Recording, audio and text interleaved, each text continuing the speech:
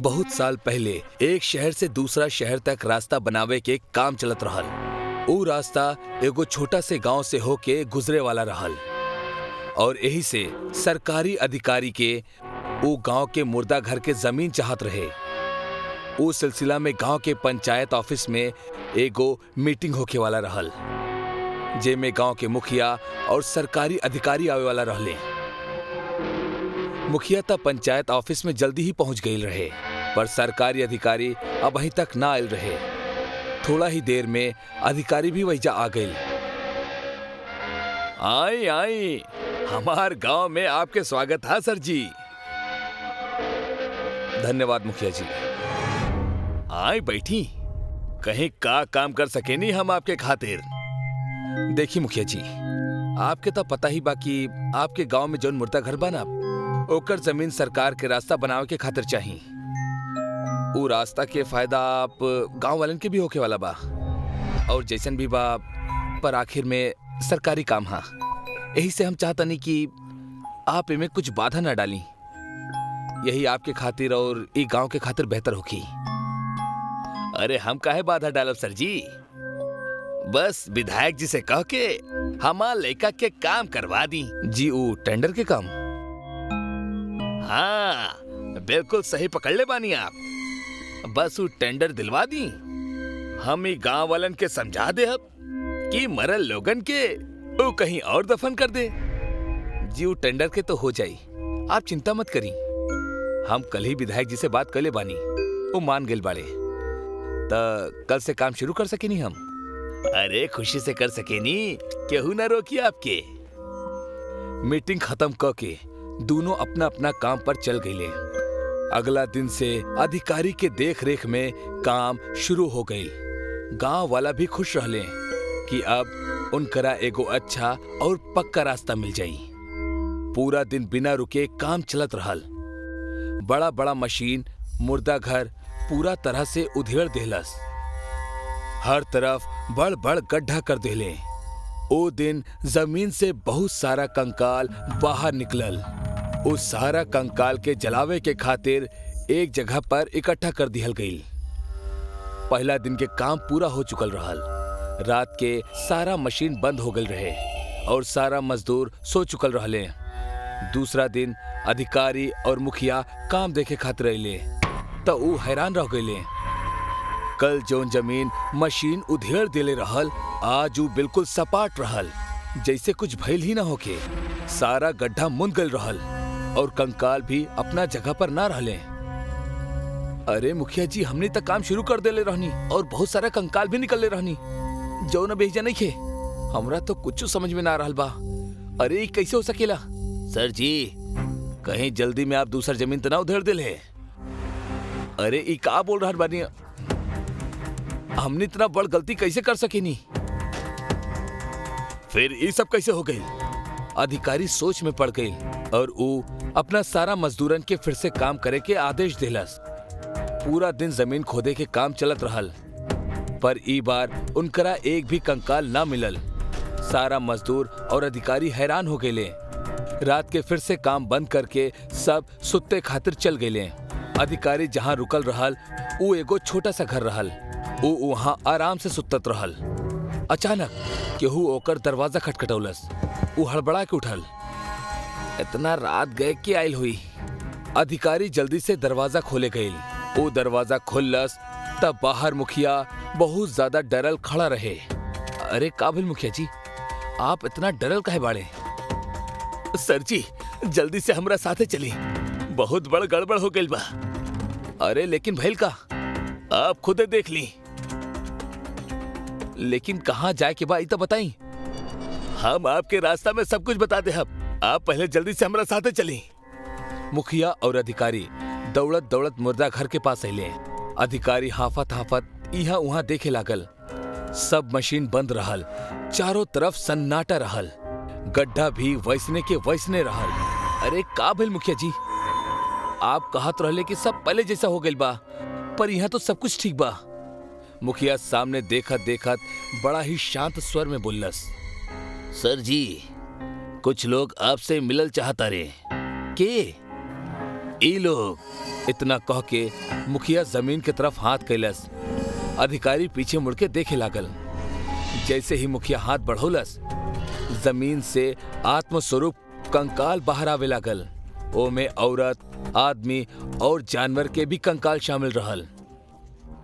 उस सब जमीन से बाहर निकल के हवा में खड़ा हो गए। अधिकारी उ नजारा देख के बुरी तरह से डर गए। वो मुखिया के तरफ मुड़ल और ओकरा से कहे लागल, अरे मुखिया जी भागी यहाँ से, ये सब भूत बाड़े। अधिकारी देखलस कि मुखिया अपना जगह से ना हिल रहल बा और ओकर आंख भी सफेद पड़ चुकल बा। अचानक मुखिया के अंदर से एगो कंकाल बाहर निकलल और कंकाल के बाहर निकलत ही मुखिया के शरीर नीचे गिर गईल। अधिकारी भागे के कोशिश करे लागल, पर ओकरा सारा कंकाल घेर लेले रहले और ओमे से एगो कंकाल आगे आयल। तो हमने के घर बर्बाद करे के हिम्मत कैसे कैला? मरे के बाद भी तो सरकारी लोग हमनी के चैन से जिए ना देवेला। पर कोनो बात नहीं के, जिंदा लोग तहर कुछ ना बिगाड़ पौले, पर हमनी कंकाल तोहरा के सजा दे। अब तोहरा के और मुखिया के हमनी लोग ना छोड़ब। मुखिया के धीरे धीरे होश आवे लागल। वो आंख खोल के देखलस तो कंकाल के बीच में घिरा रहल। डर के मारे ओकर शरीर कांपे लागल। सर जी ये सब कहा और हमनी एजा कहे आल बनी और हम यहाँ कैसे आ गए नी? हम तो अपना घर में आराम से सुतत रहनी। हमनी सब ही मुर्दा घर के कंकाल बानी, जेकर घर तू तबाह कैले बाड़ा। अब हमनी सन एकर बदला तोहरा से जरूर लेहब और उहो अपना तरीका से। हम कुछ न कैले बानी, ये सब इनकर ही गलती है। हमरा के जा दी। उनकर आवाज सुन के सारा कंकाल अपन दांत बजावे लगले। दांत की आवाज सुन के मिट्टी के ढेर अपने आप थरथरा के गड्ढा में गिरे लागल और गड्ढे के मुंदब शुरू हो गई। जैसे जैसे गड्ढा मुंदे लागल, मुखिया और अधिकारी के आवाज शांत होके लागल। थोड़ा ही देर में मुर्दा घर के सारा गड्ढा भर गई और अधिकारी और मुखिया हमेशा के लिए जमीन में जिंदा दफन हो गए। गड्ढा के मुंदत ही सारा कंकाल चुप हो गए और धीरे धीरे जमीन के अंदर जाए लगले। वही के साथ पास में खड़ल गड्ढा मुंदे के मशीन भी जमीन में धंसे लागल। मशीन के पूरी तरह से धंसला के बाद जमीन पहले की तरह हो गई। वो हादसा के बाद केहू भी सरकारी अधिकारी वहां ना आइल और सरकार भी वो गांव से रास्ता बनावे के काम बंद कर देहलस। एक गांव में नहर नाम के एगो आदमी रहत रहल, जौन दिखे में बहुत ही बदसूरत रहल। एही से ओकर चेहरा हमेशा रोतलू ही नजर आवत रहल। ओकर सिर पे बाल भी बहुत कम रहल और जौन रहल वो भी अजीब और रंगीला रहल। गांव के सारा लोग ओसे दूर भागत रहले। गांव के छोट बच्चा ओ पे हंसेले और ओकर मजाक उड़ावेले। ई बात के नहर के बहुत बुरा लागत रहल। एक रात नहर अपना घर में आईना के सामने खड़ा होके खुद के चेहरा के घूरे ही जात रहल। वो बहुत गुस्सा में लागत रहे और अचानक अपना आप से आईना में बात करे लागल। कितना बदसूरत बाड़ा तू, तहार चेहरा कितना उदास और दुखी बा। एही से गांव के केहू भी आदमी तोरा के पसंद ना करेला। तोहरा ई चेहरा के बदले के होखी। ई गंदा चेहरा पे तहरा दूसर चेहरा पहने के होखी। एगो हंसत और बहुत खुश चेहरा, जौन सबके पसंद होखे। नहर सामने रखल लाल रंग के उठौलस और ओसे अपना मुंह पे रंग लगावे लागल। ऊ ओह लाल रंग से अपना मुंह के दोनों तरफ एगो बड़ सा स्माइल बनौलस। अपना आंसू छिपावे के खातिर ऊ अपना पूरा चेहरा पे सफेद रंग लगौलस और आंखों के इर्द गिर्द काला रंग लगा लेहलस। थोड़ा ही देर में ओकर चेहरा एगो क्लाउन के तरह लागे लागल। नाहर खुद के चेहरा आईना में देख के बहुत खुश हो गई, काहे कि अब ओकर चेहरा बिल्कुल बदल चुकल रहल और ओकर असली उदास और बदसूरत चेहरा ओ क्लाउन के मेकअप के नीचे छिप गई। हमार उदास चेहरा तो खुश हो गई। आज के बाद केहू भी आदमी हमरा देख के दूर ना भागी। छोट बच्चा हमरा पे कब्बो ना हंसी है, पर गांव में हमार जैसा और भी लोग हुई हैं जौन अपना चेहरा के पसंद ना करत हुई हैं। हमरा उनकर भी मदद करे के चाही, उनकरा भी नया चेहरा देवे के चाही। नाहर लाल रंग के उठौलस और अपना जेब में रख के बाहर जाए खातिर निकल गई। ऊ जब गांव में आयल त ओकरा अपना आसपास केहू भी नजर ना आयल।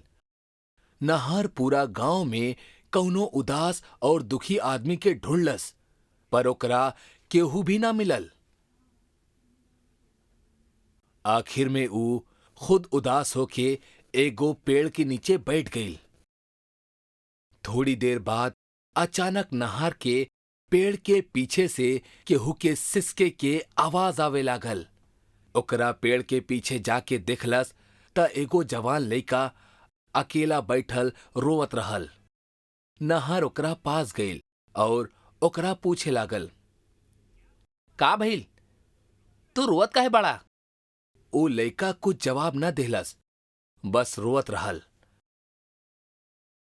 नाहर ओकर बगल में बैठ गई और फिर से उसे पूछे लागल, का नाम है तोहार और इतना काहे रो रहल बाड़ा? ओ लइका रोवत रोवत जवाब देहलस, हमार नाम हरीशा, हमार मालिक हमरा के काम से निकाल देहलस, यही से हम रो रहल बानी। अरे उदास मत होखा, जब तू रोएला त तहार चेहरा बिल्कुल अच्छा ना लागेला। तू रोआ बंद करा और अपना चेहरा पे मुस्कान लावा। रुका, हम ही तोहार चेहरा पे मुस्कुराहट लावतानी। ऊ नाहर के हाथ के झटकलस और ओकर वजह से ऊ लाल रंग नीचे गिर गई। आप ही का कर रहल बानी? हमरा के अकेला छोड़ दी, जाई यहाँ से। हरीश के ई बात सुन के नाहर के बहुत बुरा लागल और ओकर आंख में अब खून उतर आइल। नाहर गुस्सा से हरीश के तरफ देखे लागल। गुस्सा में ओकर क्लाउन वाला चेहरा और भी खूंखार लागे लागल। नाहर के ऊ रूप देख के हरीश डर गईल। हरीश वहां से भागे के खातिर उठल, पर नाहर ओकरा हाथ से पकड़ के ओकरा वहीजे रोक लेलस। हरीश अब और भी डर गईल। तू हमार लाल रंग के खराब कर देहला, पर कोनो बात नहीं है, हम तहार चेहरा पे मुस्कुराहट ला के ही रहा। नाहर अपना जेब से एगो छोटा सा चाकू निकललस और हरीश के सामने ओकरा हिलावे लागल। हरीश ऊ चाकू के देख के बहुत डर गईल और नाहर के सामने गिड़गिड़ाए लागल, हमरा के ज्यादा, हम तार का बिगड़ ले बानी?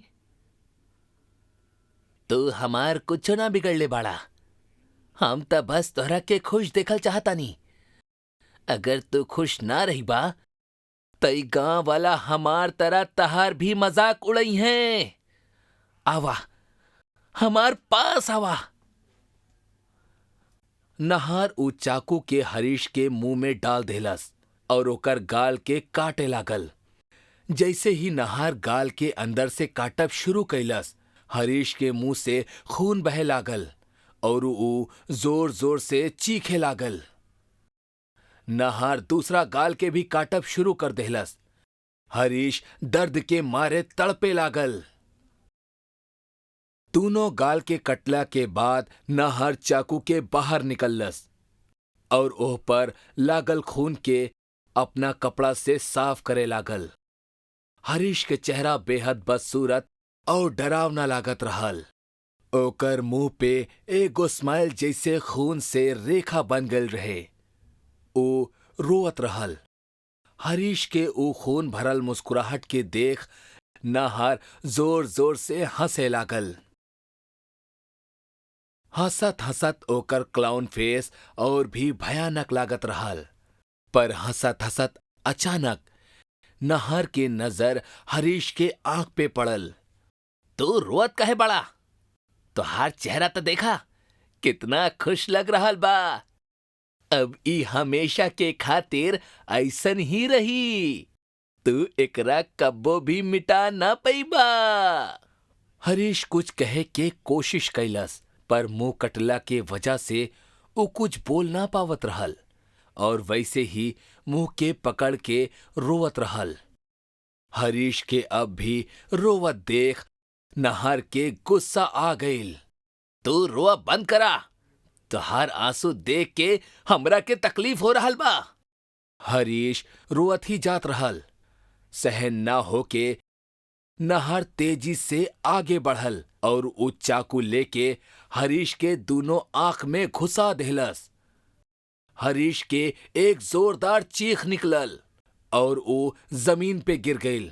नहार खूनी नजर से ओकर तरफ देख के कहे लागल, अब तहार आंख से कब्बो भी आंसू न निकली और तू हमेशा के खातिर खुश रहबा। अब तू आराम से सो जा।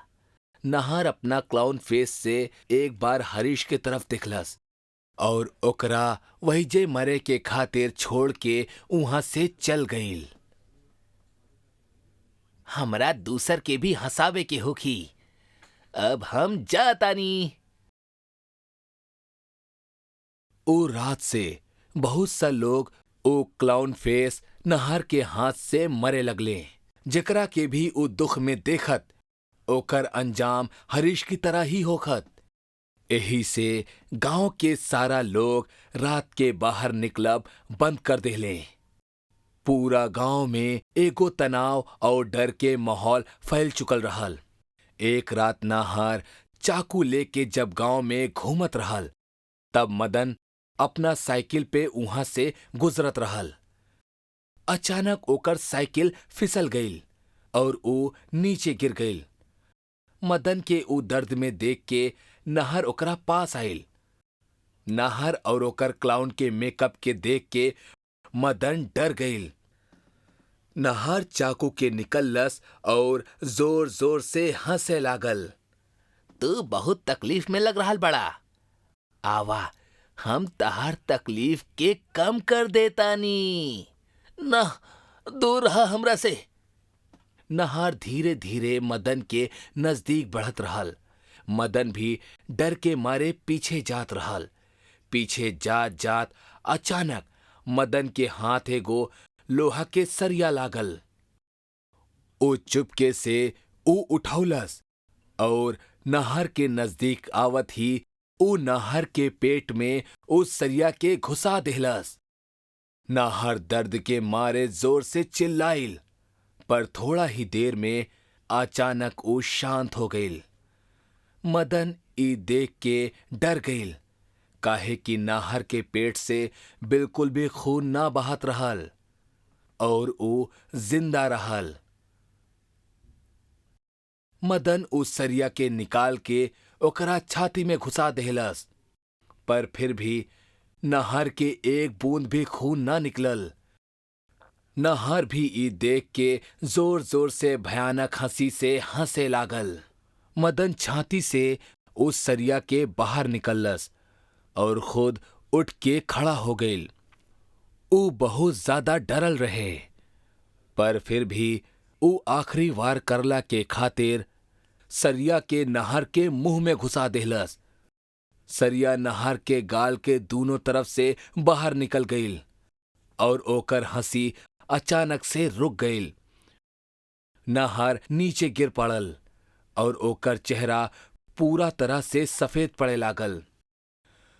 थोड़ा ही देर में नहर के और ओकर अंदर के क्लाउन के भी मौत हो गईल और पूरा गांव रात के समय भय मुक्त होके घूमे लागल। नहर के मरला के बाद गांव में केहू भी इंसान कौनो बदसूरत आदमी के चिढ़ावे और ऊपर हंसे से पहले 10 बार सोचे लागल। हमरा भी केहू के मजाक ना उड़ावे के चाही। सारांश अपना बीवी और 2 बच्चा के साथे आपन आगे के जिंदगी बहुत खुशनुमा तरीका से बितावल चाहत रहे। ओकरा एगो बड़ और खूबसूरत घर के बहुत जरूरत रहे, जिनमें वो अपना परिवार के साथ सुकून से रह सके। यही बीच एगो ब्रोकर ओकरा एगो घर के बारे में बतौलस जौन शहर के एकदम कोने में, हाँ बिल्कुल कोनो फार्म हाउस के तरह। घर तो वाकई सुंदर रहल, लेकिन समस्या यह रहल कि ई घर शहर से थोड़ा दूर एकदम सुनसान इलाका में रहल। यही वजह से ई घर के कीमत एकर असल कीमत से काफी कम रहल, जौन की एगो फायदा के सौदा हो सकत रहल। Rita, what do you think? ई घर हमनी खातिर कैसन रही? हमरा के तो बहुत सही लग रहल बा। घर तो वाकई अच्छा बा, बाकी प्रॉब्लम ही बा कि इलाका बहुते सुनसान बा और आइजा एकलौता सिर्फ हमनिए के घर होई। अरे लेकिन इतना बहुत अच्छी बात है ना, काहे कि इनमें हम शांति से रह पाई। शहर के इतना शोर शराबा से दूर, एकदम खुशनुमा ढंग में। ई बात भी सही बा। वेल, अगर तोहरा ठीक लागता तो एकरा फाइनल कइल जाओ। और ना तका, इतना सुंदर और बड़ घर, वो भी इतना कम कीमत में, इतना वाकई लाजवाब सौदा है। और वैसे भी अगर कोनो परेशानी होगी तो हमने तुरंत निकल जाए। बिल्कुल सही। एकरा बाद सारांश वो घर के खरीद लेवेला। घर बहुत ही सुंदर रहल, काफी बड़ा रहल। जब वो सब लोग घर में एंटर होखेले त उनकरा वो घर में बहुत सा अजीब पेंटिंग दिखाई देवेली। पेंटिंग्स कई मर्डर्स, क्राइम और बलात्कार की रहल। पेंटिंग जो पहला इंप्रेशन पड़त ही सारांश भड़क उठेला और वो घर के एक्स ओनर के कॉल करेला। अरे शुक्ला जी, एक कैसन घर है आपके? इतना खराब पेंटिंग्स कौन लगावेला यार? अरे सॉरी, हम ओके हटावा भुला गए नहीं। दरअसल पहले जो किराएदार रहे उनकर पेंटिंग्स है। कोनो बात ना, हम कुछ लोगन के भेज के घर के सारा पुराना सामान हटवा दे रहल बानी। हाँ बिल्कुल, एहसान होई आपके। ये काम जल्द से जल्द करी। एकरा बाद वो घर से सारा पुराना सामान के बाहर कर दिया जाला। घर के सारा पेंटिंग्स, पुराना फर्नीचर्स और बाकी सब कुछ। तकरीबन एक हफ्ता तक सब कुछ ठीक चलत रहल, लेकिन एक हफ्ता बाद अचानक से एक शाम पूरा घर के बिजली चल जाली। Oh shit! अचानक ही लाइट्स कैसे चल गई? जल्दी कुछो करा, खाना भी नहीं खे बनल अभी तक। रीटा कैंडल्स जलावे के खातिर किचन में जाली और कैंडल्स के जलावेली, लेकिन बार बार कैंडल्स बुझ जाली। यही दौरान ओकरा ठीक अपना पीछे कोनो हाथ महसूस होखेला, जौन धीरे धीरे ओकर गला के करीब बढ़त रहल। रीटा तुरंत पीछे पलटेली, तब गायब हो जाला।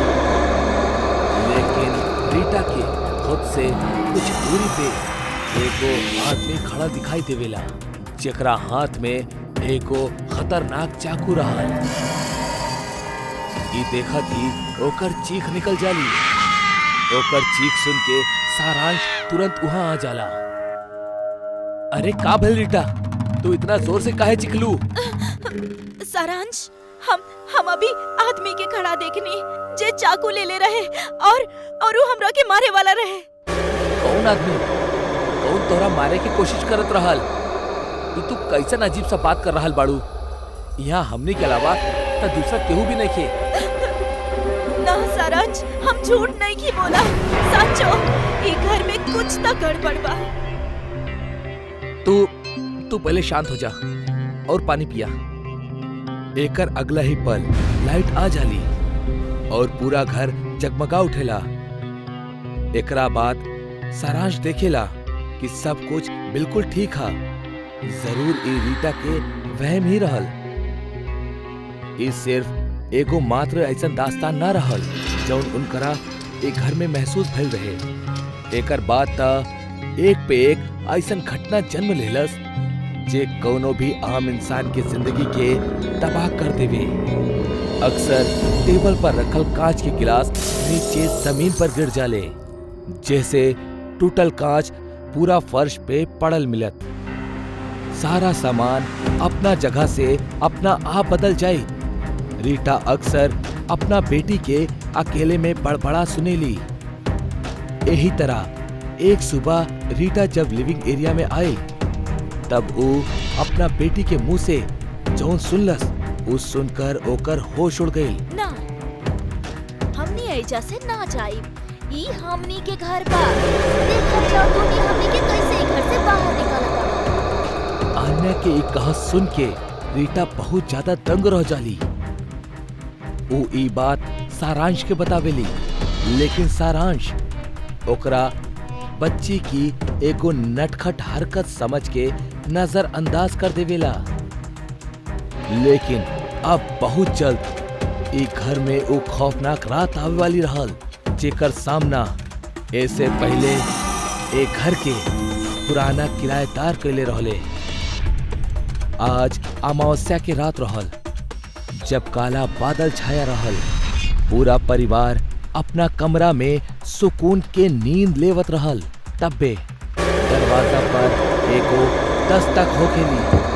दस्तक की आवाज सुन के रीटा एकदम से चौंक जाली और दरवाजा पे केहा ई देखे के खातिर दरवाजा की तरफ जाली। लेकिन तब्बे ओकर मन में ई ख्याल आवेला कि ए तरह देर रात दरवाजा खटखटाइल ई कोनो आम बात नहीं खे। यही से सीधा दरवाजा खोलल उचित नहीं खे। पहले खिड़की से देख लेवे के चाहिए।